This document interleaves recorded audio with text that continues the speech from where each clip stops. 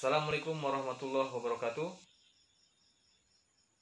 Salam sejahtera untuk kita semuanya. Selamat siang kepada adik-adik mahasiswa semuanya. Apa kabar? Mudah-mudahan semua dalam keadaan sehat. Pada kesempatan kali ini, saya selaku dosen pengampu mata kuliah dasar-dasar penangkapan ikan akan menyampaikan materi dengan metode daring,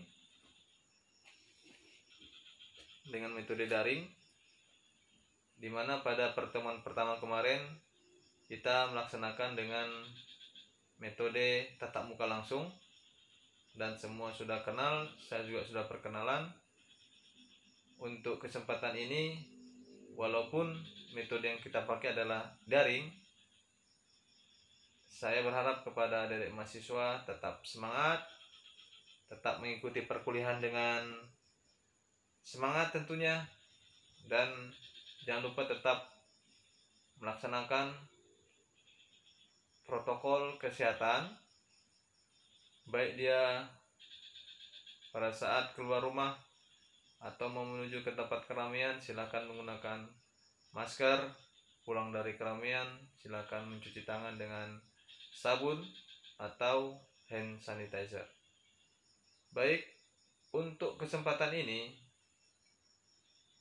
saya menyampaikan ada sedikit perubahan pada kontrak kuliah kita, di mana yang sebelumnya saya mengambil beberapa materi itu hampir sama dengan metode penangkapan ikan. Jadi untuk perubahan kali ini, nanti saya akan menghubungi kembali dari pihak koordinator sekolah, koordinator perkuliahannya, kelas untuk mata kuliah perikanan, dasar-dasar penangkapan ikan, agar diperbaiki kembali untuk kontrak kuliahnya. Adapun perubahan yang terdapat di kontrak kuliah ini dia. Kalau kemarin kita di sini banyak menjelaskan tentang metode-metode, untuk sekarang ini di pertemuan pertama tetap ya membahas tentang ruang lingkup dan dasar penangkapan ikan. Ini juga sudah kita sampaikan di pertemuan pertama kemarin secara langsung. Kemudian untuk pertemuan kedua di unit penangkapan ikan dan teknis menghitung unit penangkapan ikan. Kemudian pertemuan ketiga, jenis kapal pukat hela serta metode pengoperasiannya, kapal pukat cincin serta metode pengoperasiannya, dan bagian-bagian dari masing-masing alat tangkap tersebut, pukat hela dan pukat cincin. Kemudian di pertemuan keempat, jenis bagan motor, bagian-bagian dari bagan motor, kemudian bagan apung, bagian-bagian dari bagan apung, serta metode pengoperasian dari kedua alat tangkap tersebut. Pertemuan kelima, jenis kapal alat tangkap bubu. Ini akan kita bahas. Kemudian jenis alat tangkap bagan tancap atau lift net juga akan kita bahas, termasuk bagian-bagian dan metode pengoperasiannya. Kemudian pertemuan ke-6, klasifikasi kapal penangkap ikan. Ke-7, klasifikasi nelayan. Ke-8, itu akan diadakan ujian tengah semester. Kemudian di pertemuan ke-9 itu produksi perikanan. Kemudian 10, jenis-jenis sumber daya laut. 11, standar statistik alat tangkap perikanan tangkap. Ke-12, standar klasifikasi statistik jenis ikan perikanan laut. Ke-13, standar klasifikasi statistik jenis ikan perikanan umum. Kemudian pertemuan ke-14, standar klasifikasi statistik perlakuan produksi dan hasil olahan perikanan tangkap. Untuk yang pertemuan ke-15-nya, standar klasifikasi statistik perlakuan produksi hasil olahan masih di perikanan tangkap juga, cuma nanti di materinya akan kita pecah. Di pertemuan 14 kita bahas tentang statistik perlakuan produksi perikanan tangkapnya, sedangkan di pertemuan ke-15 statistik hasil olahan perikanannya, hasil olahannya ya. Yang pertama perlakuan produksinya, yang ke pertemuan ke-15 adalah hasil olahannya. Kemudian di pertemuan 16 ujian akhir semester. Itulah perubahan daripada kontrak kuliah dibanding dengan yang sebelumnya. Kepada adik-adik mahasiswa, kiranya dapat mengikuti perkuliahan dasar-dasar penangkapan ikan ini. Untuk selanjutnya kita pada kesempatan siang yang berbahagia ini masuk ke judul materi yang kedua, yaitu unit penangkapan ikan dan cara menghitung unit penangkapan ikan, serta ada peristilahan di dalam penangkapan ikan.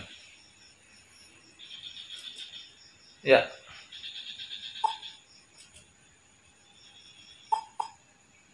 Unit penangkapan ikan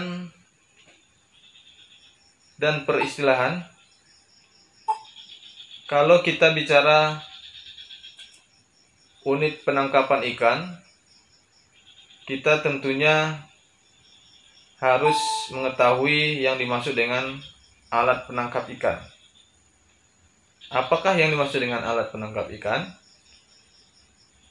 Mungkin di antara mahasiswa juga sebagian sudah pernah melakukan penangkapan ikan, baik dia dengan teknik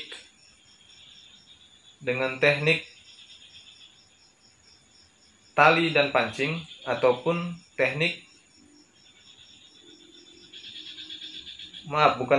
metode tali dan pancing dengan teknik handline, teknik penangkapannya handline. Karena di dalam penangkapan ikan, satu metode penangkapan ikan itu bisa terdiri dari beberapa teknik. Jadi alat penangkapan ikan di sini adalah sarana dan perlengkapan atau benda-benda lain yang digunakan untuk menangkap ikan. Sarana dan perlengkapan atau benda-benda lain yang digunakan untuk menangkap ikan. Jadi alat penangkap ikan ini adalah alat yang utama digunakan untuk menangkap ikan, ya. Kalau untuk definisi yang lain, sebelumnya kita sudah bahas sebelumnya, pertemuan pertama kemarin, tentang penangkap ikan, alat bantu penangkapan ikan, yaitu terdiri dari alat bantu penarik untuk mengumpulkan ikan, yaitu rumpon dan lampu, ya. Sedangkan alat itu masuk ke dalam alat bantu penangkapan ikan. Kemudian unit penangkapan ikan adalah kesatuan teknis dalam suatu operasi penangkapan ikan yang terdiri dari satu kapal penangkap ikan beserta nelayannya dan satu jenis alat penangkap ikan yang dapat dilengkapi dengan alat bantu penangkap ikan, baik dia berupa pancing maupun jaring, karena masing-masing alat tangkap tersebut mempunyai masing-masing alat bantu penangkapan. Atau kesatuan teknis dalam suatu operasi penangkapan ikan yang terdiri dari nelayan dan satu jenis alat penangkap ikan yang dapat dilengkapi dengan alat bantu penangkapan ikan tanpa menggunakan kapal penangkap ikan, ya, tanpa menggunakan kapal penangkap ikan. Ini masuk ke dalam unit alat penangkap ikan juga, walaupun dia tidak ada kapalnya, hitungannya berarti satu unit. Kemudian di dalam peraturan perikanan hanya dibagi dalam dua kategori untuk jenis alat penangkap ikan, yaitu alat yang aktif dan alat yang pasif. Mungkin di antara mahasiswa juga sebelumnya sudah pernah mendengar yang disebut dengan alat tangkap aktif dan alat tangkap pasif. Pada alat tangkap yang pasif, itu ikan harus datang dengan sendirinya. Contoh alat tangkapnya adalah gill net. Dan juga beberapa tipe penangkapan dengan pancing. Itu adalah jenis alat tangkap pasif. Akan tetapi, apabila tekniknya dirubah, bisa saja gill net tersebut termasuk alat tangkap yang aktif. Contoh, apabila alat tangkap tersebut tekniknya dengan cara diletakkan di dasar, di pertengahan maupun di permukaan, dan ditinggalkan begitu saja, maka alat tangkap tersebut termasuk alat tangkap yang pasif. Tetapi apabila tekniknya dirubah, contoh, ya, ini alat tangkapnya jenisnya gill net.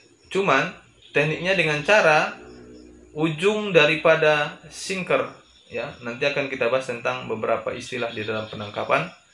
Itu dibuat jangkar, kemudian ujung daripada pelampung diikatkan tali ke kapal dan kapal berjalan mengelilingi berbentuk lingkaran, ya, sehingga alat tangkap tersebut menyapu dasar perairan.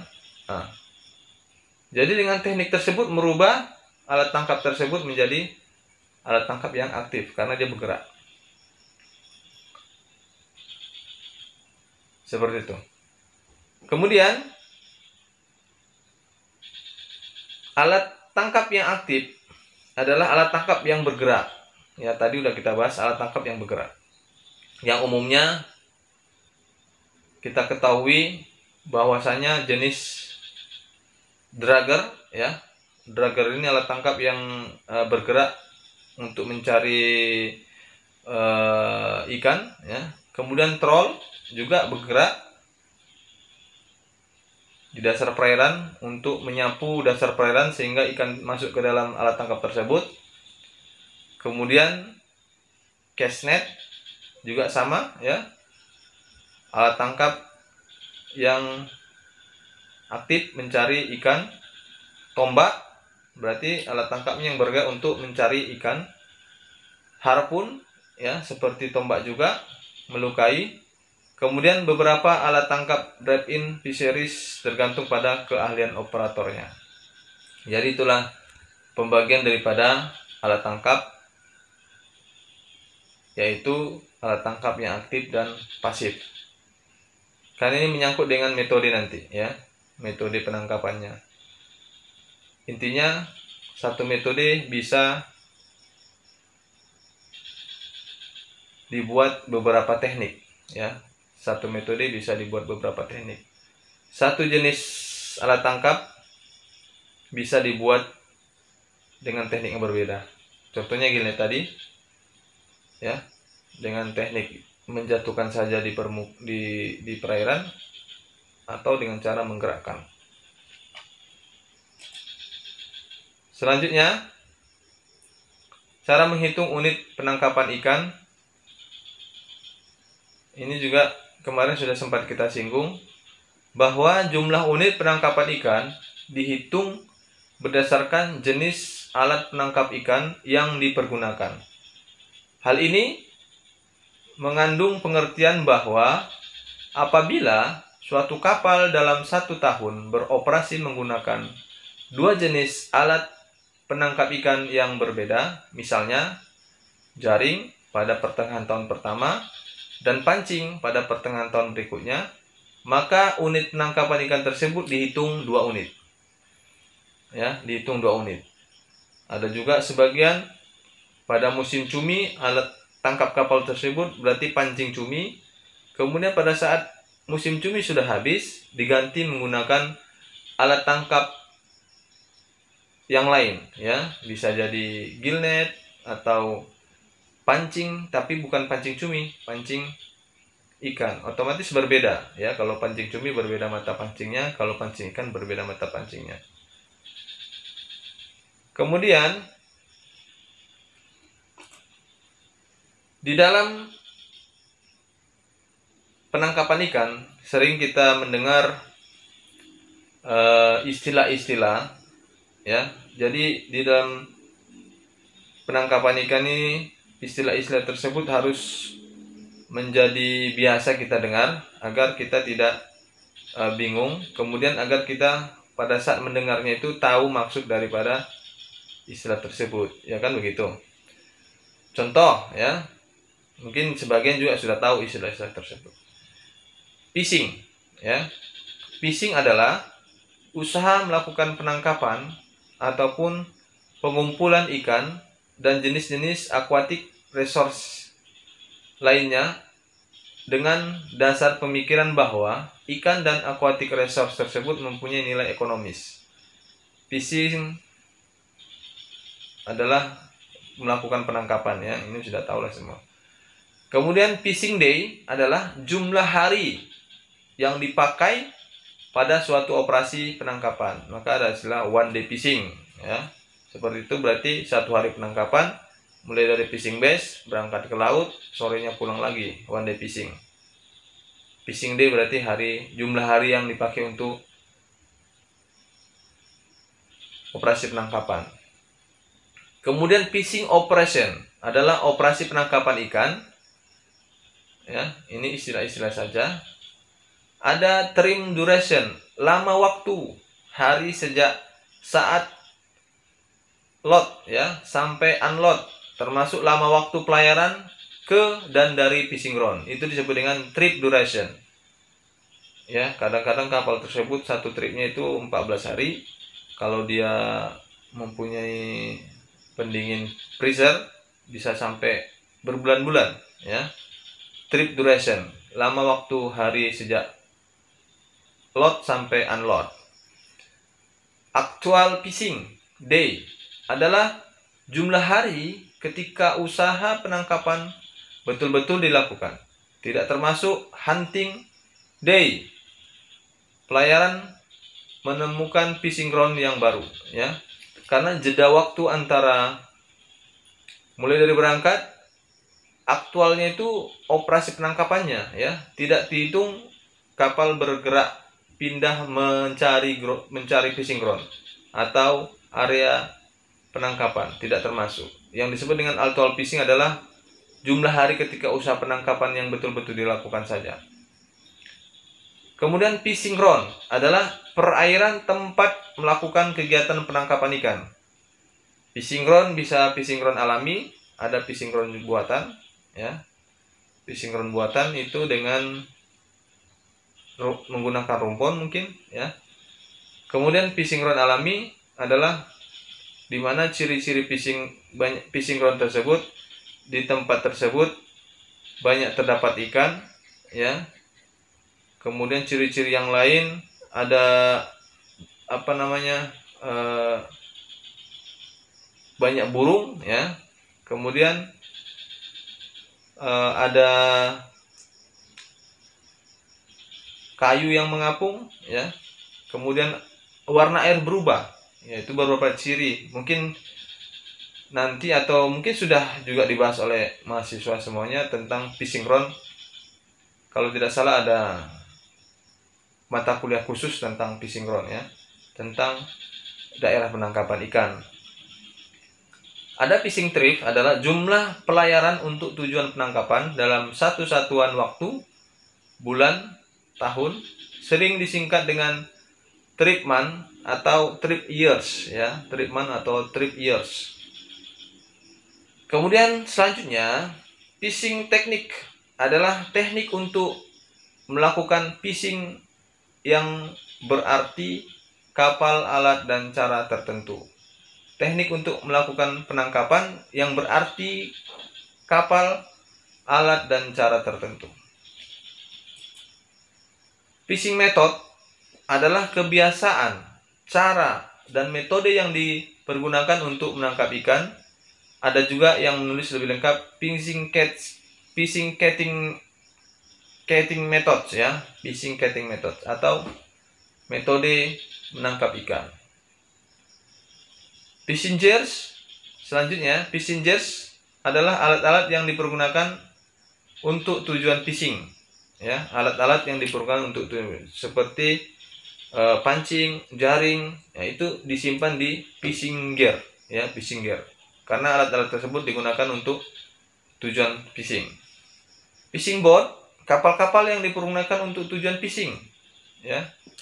Ada juga istilah fishing vessel dan fishing craft dan selanjutnya. Banyak lagi ya.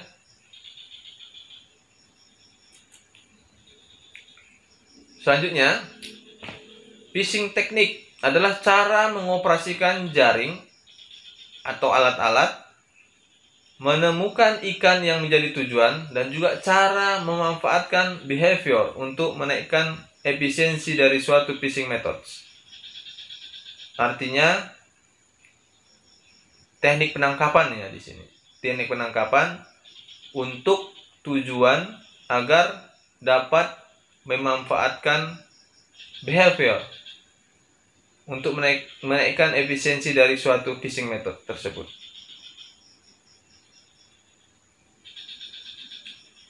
Kemudian bulk fishing, ya, adalah alat tangkap yang mampu menangkap ikan dalam jumlah yang besar. Kemudian selanjutnya adalah fishing port. Istilah selanjutnya adalah pelabuhan tempat berangkat atau merapatnya kapal penangkap ikan. Ya, perbedaan antara kapal ikan dengan kapal niaga. Kalau di kapal ikan itu berangkat dari pelabuhan fishing port, ya, pelabuhan, mencari gerombolan ikan, mencari ikan, kemudian kembali lagi ke fishing port. Kalau kapal niaga itu dia dari fishing port 1 ke fishing port berikutnya, fishing port berikutnya, terus seperti itu ya. Kalau kapal ikan rata-rata itu berangkat dari fishing port, mencari gerombolan ikan atau menuju ke daerah penangkapan, kemudian kembali ke fishing port atau fishing base. Kemudian catchable area adalah area pada suatu perairan ketika ikan dapat ditangkap. Itu disebut dengan catchable area.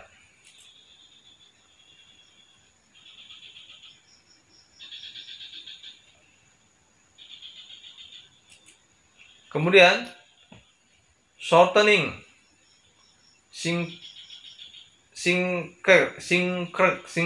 ya, pengerutan.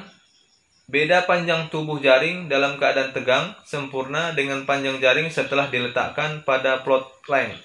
Ini istilah pada saat nanti dari adik-adik mahasiswa merakit sebuah alat tangkap, ada yang disebut dengan shortening. Artinya pengerutan, ya. Jadi kalau alat tangkap itu tarik tegang, pengerutannya berapa persen untuk mendapatkan besar mata. Karena tujuan penangkapannya untuk menangkap ikan apa kan gitu ya, supaya tahu besar matanya atau berapa persen ya, 55%, 50% atau 60%, ya, seperti itu. Kemudian size ukuran mata jaring, ya. Size ukuran mata jaring ini juga bisa jadi sebagai faktor berhasilnya suatu penangkapan. Ya, makanya sebelum melakukan penangkapan atau sebelum melakukan sebelum merakit jaring kita harus tahu dulu ikan apa yang mau kita tangkap, ya. Kalau semuanya ikan yang mau kita tangkap ikan teri, tidak mungkin jaringnya sebesar-besar mesesnya itu 15 cm, maka ikan terinya tidak akan dapat, ya. Jadi ikan apa yang kita tangkap, di mana ikan tersebut berada, ini menyangkut dengan kapalnya. Nanti mungkin ada pembahasan berikutnya, ya.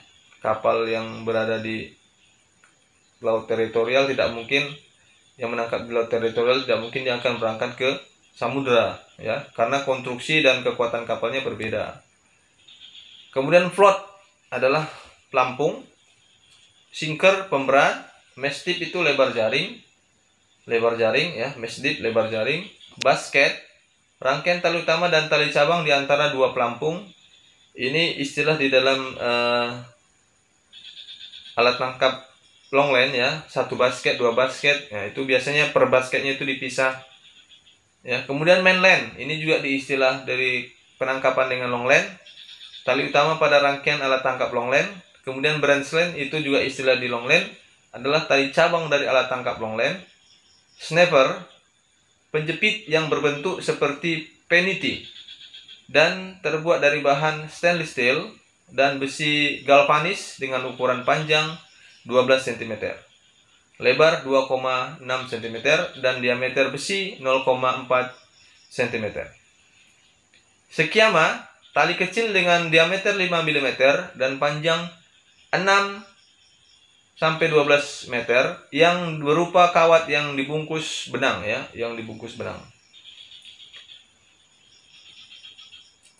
Kemudian swivel, ini juga di istilah longline ya, penangkapan dengan longline, penyambung antara tali pangkal dengan sekiama dan antara sekiama dengan wire rider agar menjadi kuat dan untuk mencegah tali cabang melintir.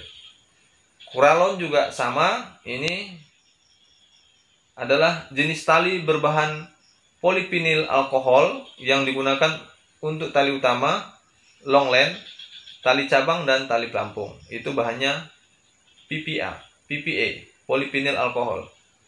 Kemudian wire leather, tali yang terbuat dari bahan yang kuat seperti kawat baja untuk mencegah putusnya tali cabang akibat gesekan ekor atau gigi ikan yang tajam. Maka dibuat antara pancing dengan dengan tali cabang itu dibuat wire leather supaya tali tidak mudah putus.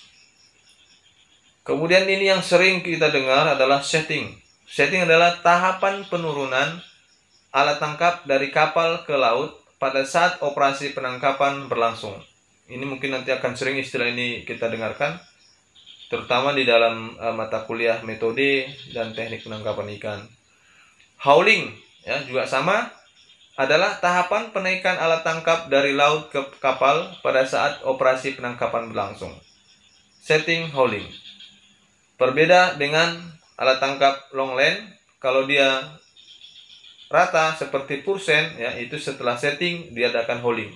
Tetapi kalau di longline setelah setting maka ada proses yang namanya drifting. Drifting adalah proses mengapung. Jadi kapalnya mengapung menunggu beberapa jam untuk penarikan alat tangkap berikutnya. Dan juga di alat tangkap troll juga sama, ada yang namanya pekerjaan towing. Towing adalah proses, kalau tadi setting penurun alat tangkap, towing itu proses penarikan alat tangkap di dalam air. Itu namanya towing ya. Mungkin kayaknya di sini ada juga istilah towing tersebut.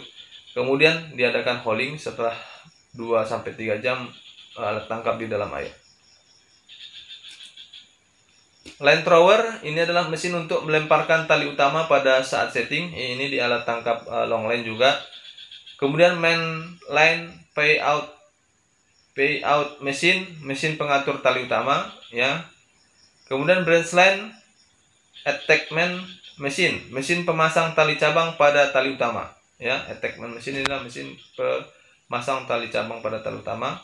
Line hauler, mesin untuk menarik tali utama pada saat hauling ya. Tali utama pada saat ini alat tangkap longline juga. Brand reel, mesin penggulung tali cabang. Ini posisinya di dinding sebelah kanan di dekat orang melakukan hauling. Kemudian line arranger, mesin untuk mengatur tali utama di dalam line box. Ini posisinya di belakang kapal.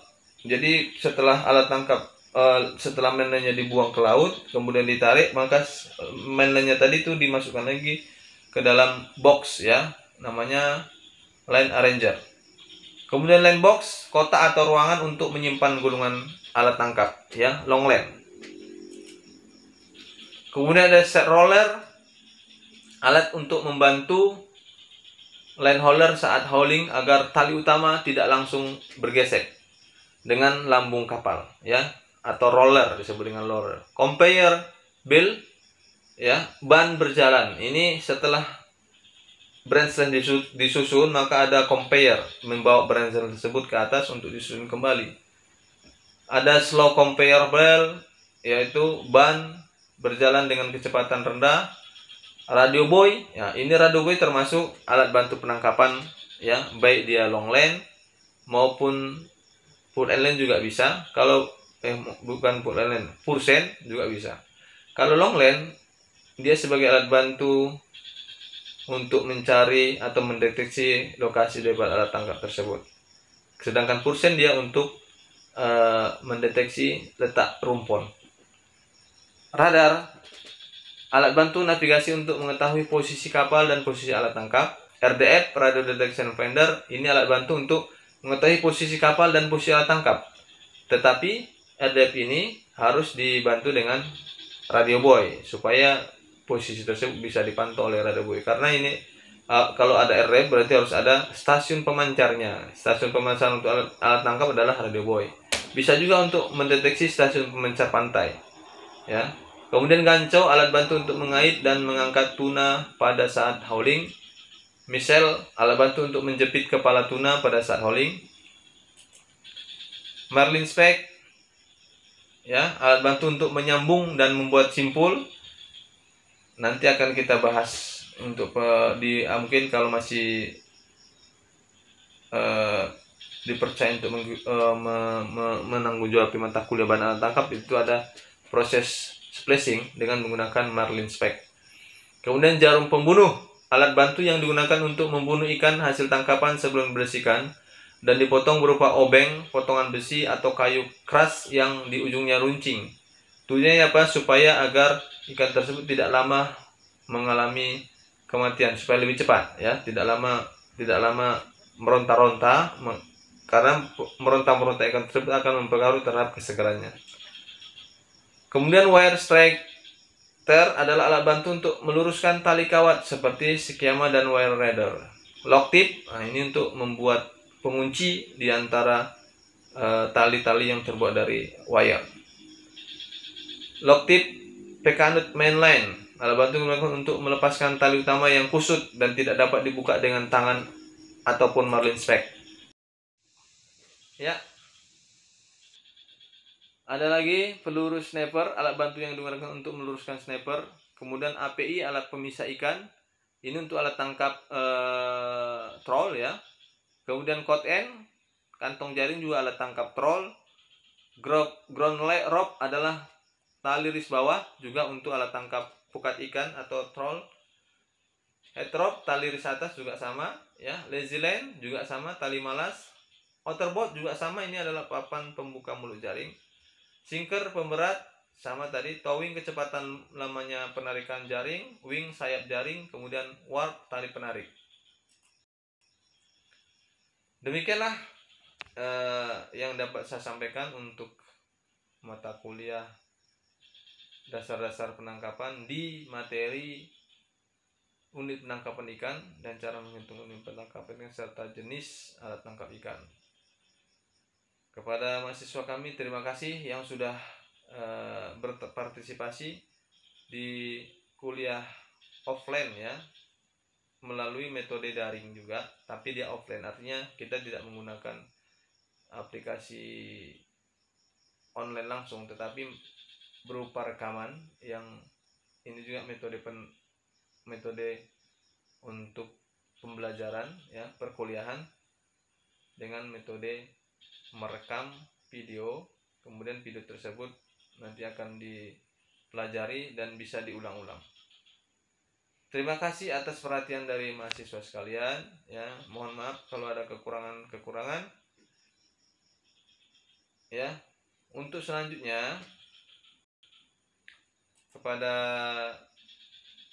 mahasiswa, di sini ada 3 soal, ya, menyangkut dengan apa yang sudah dijelaskan tadi. Silakan dikerjakan. Untuk jawabannya silakan di WA pribadi, ya. Si WA pribadi jangan ditaruh di grup. Demikian, mudah-mudahan dapat bermanfaat, ya. Terima kasih kepada mahasiswa sekali lagi. Semoga tetap semangat walaupun perkuliahan untuk pertemuan kedua ini dalam masa pandemi Covid ini kita ganti dengan sistem rekaman ataupun sistem daring. Diharapkan tetap mengikuti dengan semangat. Terima kasih. Selamat siang. Salam sejahtera untuk kita semuanya. Horas.